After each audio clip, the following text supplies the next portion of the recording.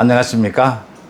윤석열이 최근 들어서 본격적인 정치 행보에 나서면서 이제 윤석열과 이재명 그 양자 대결 구도가 다시 전면으로 떠오르고 있습니다. 그동안 윤석열이 사실 3개월 이상 침묵을 지키면서 다자 대결 구도 가능성이 더 커졌던 게 사실이거든요. 이제 윤석열이 본격적으로 국민의힘과 함께 하겠다. 그 다음 곧 이제 본격적인 대권 선언을 하겠다라는 것을 거의 구체화했습니다. 이렇게 되면서 윤석열과 이재명, 지금 뭐 여론조사상으로는 윤석열이 이재명에 대해서 한 10% 정도 포인트 앞서는 걸로 이렇게 나와 있는데, 이 양강 구도를 다시 한동안 고착시켜 나갈 것이다. 그것이 계속 이어진다면 이제 대선 전국에서 양자 대결로 갈 거고, 그렇지 않다면 다자 대결로 갈 가능성도 남아는 있다, 이렇게 보입니다.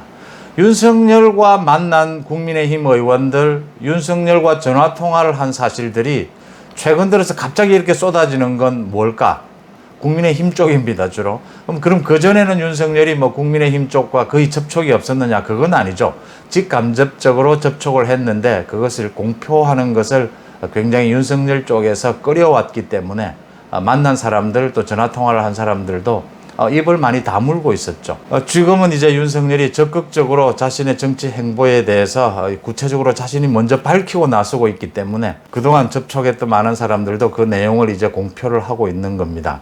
권성동을 비롯해서 뭐 정진석, 장제원 모두 지금 얘기를 하고 있는데, 공통된 것이 대권 도전에 열과 성을 다하겠다. 정권 교체에 내 모든 것을 던지겠다. 제3지대 신당 창당은 하지 않는다. 국민의힘과 어떤 형태로든 연대하거나 입당한다. 이런 형태가 이제 구체화됐습니다. 거기에다가 덧붙여서 윤석열 총장이 한 20-30명 정도의 지원을 받고 있는데, 이제 이것을 모두 뭉쳐서 이제 대선 캠프를 꾸리겠다. 가장 기초적인 단계에. 그래서 지금 사무실도 알아보고 있다. 종로 쪽이나 여의도 쪽에 사무실도 알아보고 있다. 이런 얘기까지 나오고 있습니다.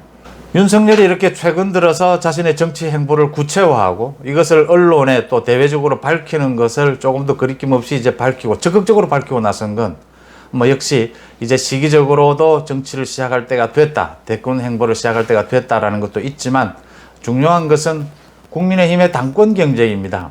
국민의힘 당권 경쟁 얘기를 잠깐 하고 가면요. 지금 이준석의 돌풍, 그 다음에 중진들의 반격 이렇게 이어지고 있는데, 어떻게 보십니까? 제가 보기에는 시간적으로는 10여일 남아있긴 하지만 이 중진들이 의외로 부진하다. 지금 초창기에 괜히 불필요한 개파 논쟁을 불러일으켜서 좀 스텝이 꼬이는데, 지금 와서는 스텝을 바로 잡고 이준석의 자강론에 대비해서 중진들이 통합론을 내세우면서 좀 선명한 이런 논쟁을 가져가고는 있지만, 이걸로는 절대 안 된다. 지금 이 중진들이 어떤 형태로든지 후보 단일화가 필요하다. 그 후보 단일화도 빨리 해야 한다. 이게 늦어지게 되면 정말 계속해서 그 프레임에 갇히는 겁니다. 이 나이든 중진들이 젊은 이준석을 막으려고 뭐 후보 단일화까지 하느냐. 지금 후보 단일화를 해도 이게 시너지가 얼마나 날지가 굉장히 불안한 상황인데, 의심스러운 상황이죠. 그런데 이거 시기마저 놓치고 있다. 제가 처음에도 말씀을 드렸지만 사실은 지금 지지자들의 성향을 보면 이 주호영과 나경원은 후보 단일화를 하기가 굉장히 어려운 구조입니다. 그럼에도 불구하고 이 단일화를 빨리 이루어내지 않으면, 저는 뭐 계속 그럽니다. 이준석의 돌풍 정말 필요한 것이고 정말 반가운 것이고 정권 교체에 정말 청신호다. 우리 야당 역사에서 보지 못했던 박수를 보낼 만한 이준석의 돌풍이다 봅니다. 마찬가지로 중진들도 제대로 싸워줄 수 있어야 된다. 그래서 당대표가 누가 되든지, 이준석이 되든지 아니면 나경원이나 주호영이 되든지 누가 되든지 치열한 경쟁 속에서 야권 지지층 국민들에게, 지금도 흥행이 어마어마한 성공을 하고 있지만 치열하게 대립하면, 경쟁하면 국민들의 지지, 흥행은 더 성공할 것이다. 흥행에서 성공한다는 것은 지지율이 모인다는 것이거든요. 그래서 중진들이 좀 더 분발해야 된다. 중진들이 분발하기 위해서는 두 가지다. 지금 중진들이 흩어져서 나뉘어져서는 게임조차 되지 않는다. 그 정도로 이준석 돌풍은 어마어마한 수준이다. 중진들 지금 다 해서 다 모여도 이준석 돌풍을 이겨낼지 못할지 불안한 상황이다. 중진들이 하나로 뭉쳐서 또 쟁점도 불필요한 뭐 개파 논쟁 이런 것을 할 것이 아니라 대선 전국을 어떻게 공정하고 통합적으로 꾸려갈 것인가. 이 부분을 놓고 이준석과 치열하게 경쟁해서 국민들에게, 당원들에게 정말 선명한 선택의 기회를 주고 그리고 선택을 받아야 한다. 그래야 누가 되든지 간에 전당대회 이전과 전당대회 이후가 국민의힘이 달라진 모습으로 갈 수가 있다.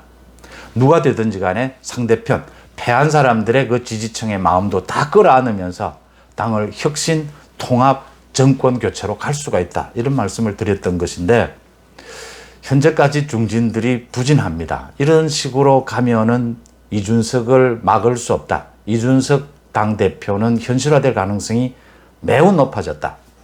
이준석의 당대표가 현실화되는 이 시점에서 윤석열은 더 이상 미룰 수가 없죠. 윤석열로서는 지금 이준석이냐 아니면 중진 누가 당대표가 되느냐 여러 가지를 뭐 아무리 계산하지 않는다고 하지만 이걸 염두에 두고 정치 행보를 할 수밖에 없는 입장입니다. 현재로서는 윤석열로서는 이번 달 말 아니면 다음 달 초쯤에 입당을 해야 된다라는 부분을 생각하고 있을 겁니다. 그러니까 국민의힘과 같이 한다 하기는 하는데 시기적으로 어떻게 될 것인가는 이제 당대표가 누가 되느냐는 부분인데 많은 얘기들이 나옵니다. 윤석열과 이준석의 케미, 윤석열과 나경원의 케미, 뭐 어디가 더 이익이고 더 좋을 것이냐. 기준은 하나입니다. 어디가 정권 교체에 더 유리하냐. 더 정권 교체를 할 수 있는 가능성이 커지느냐를 보고 판단하면 된다라고 봅니다. 뭐 다 장단점은 있겠지만 그런 부분들을 계산할 때 윤석열은 더 이상 정치 행보를 늦출 수 없었고 또 이 전당대회 분위기에 자신의 구체적인 정치 행보 대권 로드맵을 밝혀놓을 필요가 있다. 그 다음 국민의힘의 입당을 완전히 열어놓고 언제든지 입당할 수 있는 언제든지 경선에 참여할 수 있는 그런 가능성을 다 열어놓았어야 한다. 이렇게 보이는 겁니다. 윤석열이 이제 국민의힘과 함께 한다라고 하는 게 구체화되면서 이 대선 전국에서 야권 후보 단일화도 굉장히 가능성이 높아져 버립니다. 그러니까 압도적인 야권에서의 대선 후보 지지율 1위를 받고 있는 윤석열이 국민의힘과 지금 뭐 누가 뭐래도 현실적으로 야권에서는 국민의힘이 중심 플랫폼이죠. 국민의힘과 함께 하겠다라는 것을 뭐 분명히 하면서 이제 야권 후보 단일화를 할 수 있는 가능성은 굉장히 커졌다. 문제는 정치 행보를 시작한 윤석열에게 바로 앞에 지금 닥친 넘어야 할 산은 두 개라고 봅니다. 하나는 이준석이냐 나경원이냐 뭐 주호영이냐 이 당대표가 누가 되느냐에 따라서 자신의 그 대권 로드맵을 정리를 할 필요가 있다. 입당이나 이런 수순들에 대해서 정리를 해놓을 필요가 있고 또 당대표가 누가 되든지 간에 이번에 몰아친 이 이준석 돌풍 거의 뭐 태풍급입니다. 이 이준석 태풍을 어떻게 안고 가야 하느냐. 이걸 지금 윤석열이 가장 고민해야 합니다. 이준석이 당대표가 된다면 당연한 것이고 당대표가 되지 않는다 하더라도 지금은 제가 보기엔 이런 식의 분위기로 흘러가면 이준석 당대표를 막을 방법이 없습니다. 뭐 이거 좀 냉정하게 말씀드려서 지금 많은 분들이 사실은 국민의힘 내부에 뭐 홍준표나 나경원, 주호영 다 지지하시는 분들도 있고 전체가 이렇겠지만 지금 이준석의 지지율을 보면은 지금 단지 20, 30대가 아닙니다. 이게 지금. 그러니까 전 세대에 걸쳐서 전 야권 지지층에 걸쳐서 뭐 당원이든 국민이든 모두 이준석 지지에 몰리고 있는 이 부분은 정권 교체에 이준석이 당대표가 되는 것이 나쁘지 않다라고 보는 거거든요. 이 부분. 그러니까 윤석열에게 지지율이 몰리는 것도 뭐 윤석열이 앞으로 나라를 어떻게 이끌겠다 비전을 들어본 것 아니지 않습니까? 지금 이준석이 당을 앞으로 이끌겠다 비전 뭐 제대로 나온 것 없습니다. 사실 솔직히. 근데 중진들도 제대로 보여주질 못하니까 이게 차별화가 안 생기는 겁니다. 또 하나 중진들이 여러 명 나뉘어져 있으니까 그 주장의 말에 무게가 실리지를 않는 겁니다. 그만큼 지금 이준석의 돌풍이 강한데 이준석의 말 한마디의 무게감은 엄청난데 중진들 나경원 주호영은 뭐 한마디씩 하는 게 그게 무게감이 크게 실리지를 않는 겁니다. 그 다음에 어쨌든 이준석 돌풍이 가져온 이 혁신 바람 청년들의 지원 이 부분을 어떻게 해서든지 윤석열은 안고 가야 한다. 이 부분에 대해서 빨리 정리를 해야 될 필요가 있다는 거 하나. 그 다음 윤석열이 지금 맞닥뜨린 지금 윤석열이 이제 정치 행보를 시작하면 벌써부터 뭐 여권에서는 쏟아지고 있습니다. 윤석열의 그 처가 가족들에 대한 각종 의혹들. 이 의혹들에 대해서 이준석이 뭐 삼국지를 인용을 해서 제갈공명의 그 세 가지 꾀주머니를 자기가 준비하겠다. 그래서 걱정할 것 없다라고 이야기를 하는데 뭐 여러 가지 생각할 수 있습니다. 노무현 전 대통령이 뭐 그러면 아내를 버리란 말입니까로 유명하죠. 저는 이렇게 봅니다. 기본적으로 정치 공세가 올 겁니다. 정치 공세가 오는 것, 여당에서 정치 공세를 퍼붓는 것에 대해서는 맞받아치는 정치 기술이 필요합니다. 그러나 기본적으로는 국민들에게 진솔하게 밝힐 필요가 있다. 이미 지난해 국정감사나 뭐 인사청문회 때 윤석열이 이 부분에 대해서 밝힌 것이 있습니다.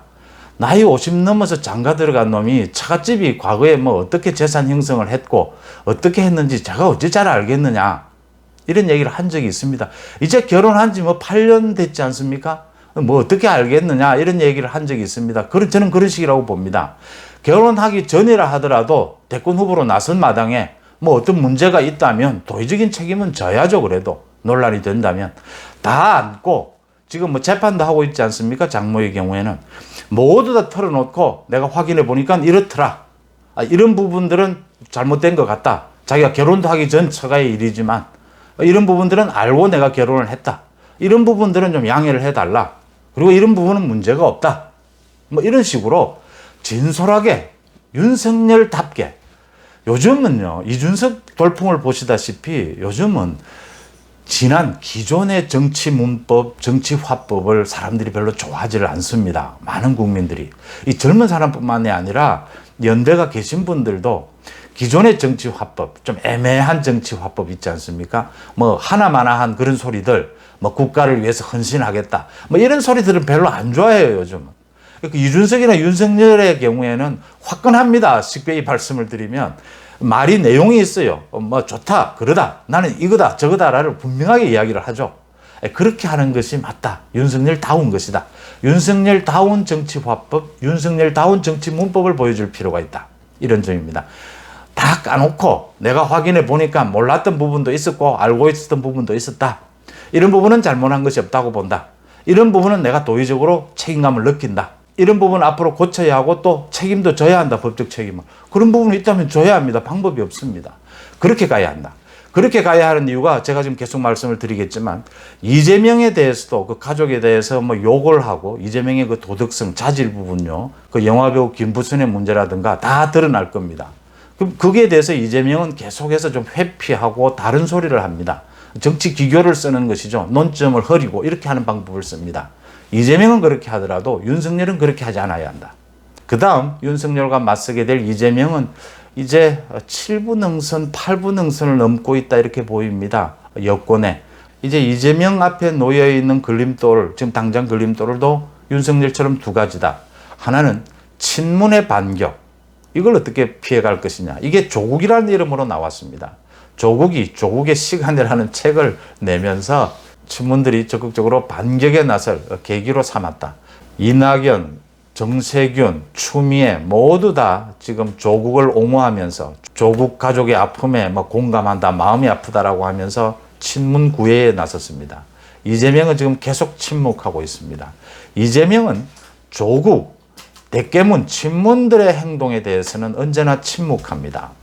침묵은 반대한다는 뜻입니다. 이재명은 모든 것에 대해서 현안, 순발력 있게 대처하는 것으로 뛰어난 정치적인 지지를 얻어왔죠. 심지어 지금 이준석에 대해서도 이재명은 이준석이 선전하길 바란다. 과거 추미애와 윤석열이 정면으로 갈등을 일으킬 때도 이 부분에 대해서는 이재명은 철저하게 침묵했습니다. 이재명은 간단합니다. 반대한다는 겁니다. 조국이 말도 안 되는 짓을 한다는 겁니다. 그런데 말하지 않는 이유는 친문, 대깨문들과 지금은 싸울 때가 아니다라고 보는 것이죠. 자기는 지금 중도층 확장이 시급한 겁니다. 그러니까 윤석열과 마찬가지로 지금 어차피 중원 싸움이다라고 보는 겁니다. 어차피 친문, 대깨문은 버리고 간다라는 생각이죠. 그럼 친문들의 반격이 어떻게 될 것이냐. 그 다음 윤석열과 마찬가지로 자신이 가족들, 주변, 자질 문제, 의혹, 이게 불거지게 될 것입니다. 이것에 대해서 이재명이 자신이 잘 이야기하는 그 잔머리를 써서 기교를 써서 피해갈 것인가. 이게 이재명이 당장 닥치게 될 걸림돌로 보입니다. 어쨌든 윤석열이 국민의힘에 입당하는 것까지를 구체화시키게 되면서 윤석열과 이재명의 양강구도 체제, 이 체제가 앞으로 좀 더 굳어질 것이다. 이게 이제 현실적으로 대선까지 그대로 이어질 수 있을지는 또 한번 출렁이게 될, 양쪽에 다 대선 후보 경선에서 아마 출렁이게 될 겁니다. 그때까지는 윤석열, 이재명의 양강 구도는 이어질 것이고, 윤석열과 이재명 모두 지금 당장 해결해야 될 이런 걸림돌 두 가지를 안고 있다. 덧붙여서 윤석열이 이제 본격적으로 정치를 시작한 것, 이게 국민의힘 당권 경쟁에서 특히 이준석 돌풍에 어떤 영향을 끼치게 될까, 서로 어떤 영향을 주고받게 될까, 이 부분도 굉장히 관심거리입니다. 한 10일 정도 남았는데 당권 경쟁 더 치열해지면서, 더 국민들의 관심을 받으면서, 더 흥행에 성공을 하면서 당대표가 선출되는 그런 과정을 지켜보고 싶다, 이런 말씀을 드립니다. 고맙습니다.